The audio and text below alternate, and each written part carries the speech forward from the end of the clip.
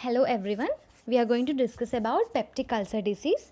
Peptic ulcer disease or the PUD consists of the condition in which there is ulceration in the any part of gastrointestinal tract which gets exposed to the acid secretion from the stomach.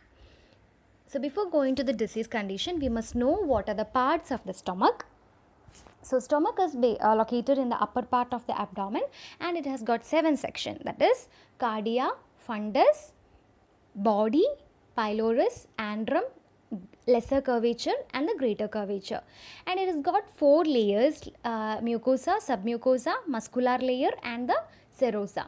Mucosa is the part or the layer which is exposed to the acid secretion in the stomach. And what are the important cells in the stomach? We have 4 important types of cells in the stomach which secretes various types of chemicals that aid in the digestion of the food. The first thing is parietal cells. Parietal cells secretes the hydrochloric acid through H plus K plus ATPase pump, and also it secretes some amount of intrinsic factor which binds to the vitamin B12 of the food. And this parietal cells get stimulated by the gastrin, which is a local hormone produced from the G cells, and also histamine, vagus nerve stimulation, etc. Mucus cells is the second most important cell which produces the neutral mucin. So that is responsible for protecting the gastric mucosa against the acid secretion. The third is chief cells which secretes the pepsinogen 1 and 2, which in low pH will get converted into pepsin or activated into pepsin. The fourth important type of cell is endocrine cell. Endocrine cell secretes gastrin which from the G cells, histamine from the enterochromaffin cell, and serotonin from the enterochromaffin cell, and the somatostatin from the D cells. Okay, these are the type of endocrine cell which are located in the stomach. So the peptic ulcer disease or the PUD are the areas of degeneration and necrosis of gastrointestinal mucosa exposed to the acid peptic secretions, that is HCl and the pepsin, and this is common either in the duodenum or in the stomach in the ratio of 4:1. That is, duodenum has got greater chance of getting the peptic ulcer disease than in the stomach area. So peptic ulcers are classified into 2 parts, acute peptic ulcer and the chronic peptic ulcer. Acute peptic ulcer are also called the stress ulcers that mainly occur due to physiological or psychological stress, and chronic peptic ulcer are having 2 types, that is gastric ulcers and the duodenal ulcers. So the acute peptic ulcer or the stress ulcers consist of multiple small mucosal erosions commonly in the stomach but occasionally involving the duodenum. What are the etiologies of or causes of acute peptic ulcer or the stress ulcers? As I have told you, there are 2 kinds of stress, like psychological or physiological. Psychological, there is no need to tell, like emotional stress either can be or due to work tension, etc. Physiological stress can be due to shock, that is either hypovolemic and cardiogenic shock, or severe trauma. Trauma, for example, if there is an endoscopic procedure, then there can be a chance of getting trauma into the GIT. Septicemia means infection in the blood or overload of bacterium or microbes in the blood that can be due to either food poisoning or the infection with the Salmonella typhi or Staphylococcus aureus. And extensive burn can be one of the reason, and the drugs are the most important reason for producing the stress ulcers, like aspirin, steroids and other painkillers, or we commonly call NSAIDs, non-steroidal anti-inflammatory drugs. Local irritants like the habitual alcohol consumption, smoking and the coffee that contains the caffeine, which is an irritant to the gastric mucosa. What is the pathogenesis or how the stress ulcers gonna happen? The possible hypothesis for genesis of stress ulcers are 2 points mainly. The first thing is ischemic hypoxic injury to the mucosal cell, or there is a depletion of the gastric mucus barrier, rendering the mucosa susceptible to attack by the acid peptic ulceration. That is, the gastric mucus barrier is the important part of the host defense mechanism that helps in protection of the gastric mucosa towards the acid attack. So if there is a hyper secretion, the mucosa can, the mucus layer, the mucus producing agents can, mucus producing cells can protect the gastric mucosa. So that's about the acute peptic ulcer. While going to the chronic peptic ulcer, the important cause is Helicobacter pylori infection, that is H. pylori. So H. pylori is actually a rod shaped gram negative infection that mainly inhabit in the stomach. In the stomach, it does not produce any ulceration and they remain just asymptomatic, whereas in the duodenum it produces ulceration. Okay, so H. pylori is the important reason why there is a duodenal ulcers. And also the second important culprit is NSAID induced mucosal injury. So NSAIDs actually inhibits COX enzyme, that is cyclooxygenase enzyme. As we all know that cyclooxygenase enzyme is released from the arachidonic acid as a part of or in response to inflammation, but there are two types of COX enzymes, COX-1 and COX-2. COX-1 secretes protective prostaglandins. Okay, protective prostaglandins are those prostaglandin which can protect the gastric mucosa from the acid pepsin, whereas the COX-2 is the enzyme which produces the prostaglandin, so a part of a type of prostaglandin which mediates the pain and inflammation mainly. So if we are taking non-selective COX inhibitors like aspirin, it is going to inhibit the COX-1 also. So that inhibit the protective prostaglandin secretion, and that causes the endothelial damage, neutrophil adherence and the mucosal damage as well. And the other factors that can cause chronic peptic ulcerations both in the stomach and the duodenum are acid pepsin secretion in the excess, local irritants like alcohol, tobacco, etc., caffeine, junk foods, etc., dietary factors in which there is high amount of fats, junk foods, charred or smoked foods, etc.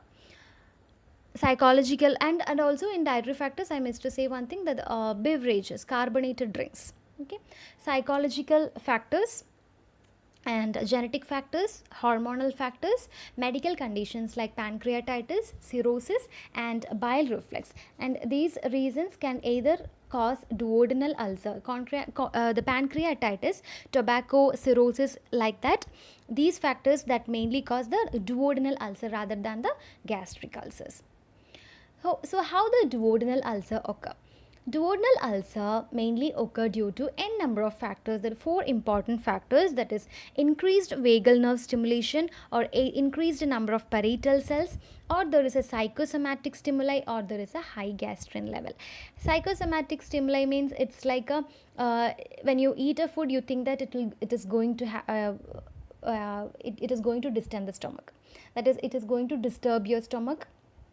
Like you will be you think that it is going to trouble your stomach with hypersecretion or acidity or flatulence. Okay, so that is psychosomatic stimuli, and these factors are caused due to the etiology or the causative factors that we are discussed in the former slides or the previous slide. So all these causes will put you into hypersecretion of acid along with the rapid emptying of the stomach.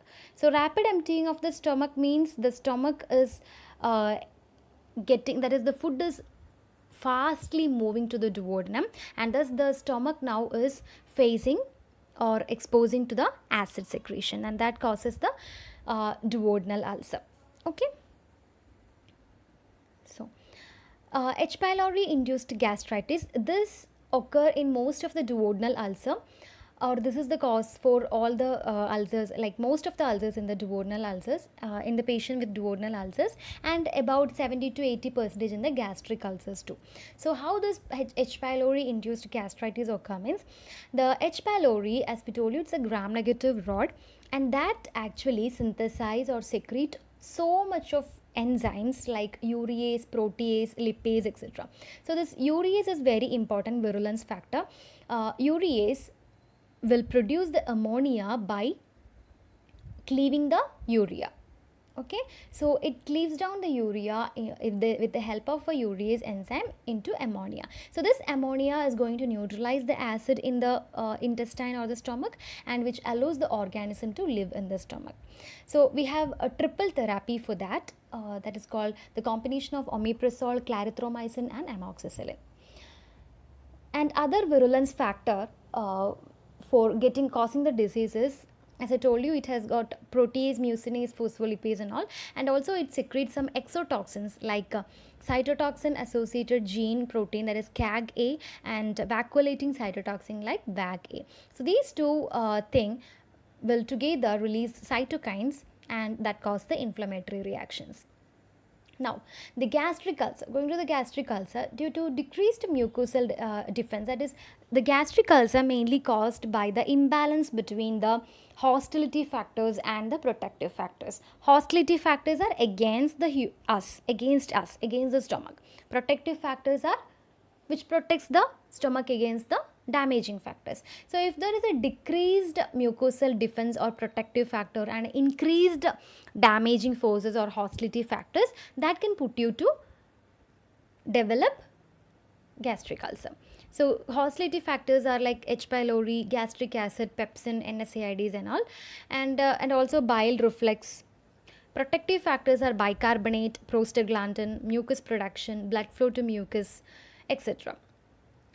So that causes the imbalance will cause the hyperacidity.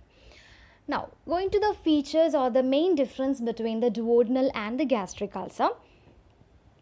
Incidence we have already discussed, 4 times more common than the gastric ulcer, and the pathological changes in the duodenal ulcer can be the first part of the duodenum will get changed, that is D1 region, and the lesions or the ulceration will be solitary. Okay, solitary means single, and the size will be 1 to 2.5 centimeter, round to oval and punched out ulceration, whereas in gastric ulcer the ulceration will be more common among the lesser curvature or the interior and lesser curvature, and also in the pyloric antrum, that is in the way to the duodenum. Ulcers are indistinguishable from the duodenal ulcer. Now, the complications of the duodenal ulcers are hemorrhage, perforation, and sometimes there will be obstruction, and the malignant transformation, that is the chance of getting cancerous or cancer in the duodenal region is never it's seldom. It never occurs. In gastric ulceration, like in duodenal ulcer, there will be hemorrhage, perforation and obstruction. The chance of getting obstruction is high, and there is 1% of chance of malignant transformation or getting a neoplasm. The clinical features are, in duodenal ulcer we have a pain food relief pattern, that is, if we will be having pain, if we take food we will get relief from the pain. But in gastric ulcer, in empty stomach we won't get any pain, but while taking food we'll get pain. Okay, and in duodenal ulcer night pain will be common, but in gastric ulcer there is no night pain, and duodenal ulcer there is no vomiting but melena will be there. Melena means blood in the stool, but in gastric ulcer vomiting is common, but hematemesis is more common than the melena. Hematemesis means blood in the vomit. In duodenal ulcer there is no weight loss, but in gastric ulcer there is weight loss, and in duodenal ulcer there is a deep tenderness in the right hypochondrium, that is when we press in the right hypochondrium region, if we press, then there will be pain. Okay, but in gastric ulcer the tenderness will be in the midline in the epigastrum, that is in the middle of the stomach, upper abdomen. Okay, and there is marked seasonal variation in the pain in the duodenal ulcer, whereas in gastric ulcer there is nothing like that. and more common in people at greater stress like work, worry and weather in duodenal ulceration. That is, it's more of like a psychological stress, work tension, or due to change in the weather condition. Okay. Like some people will have more chance of getting ulceration in the hot summer. In gastric ulceration, the just only it is often in the laboring groups. Okay, so this is the clinical features about peptic ulcer disease or PUD. Okay, so if you have any doubt, please text me in person. So thank you so much.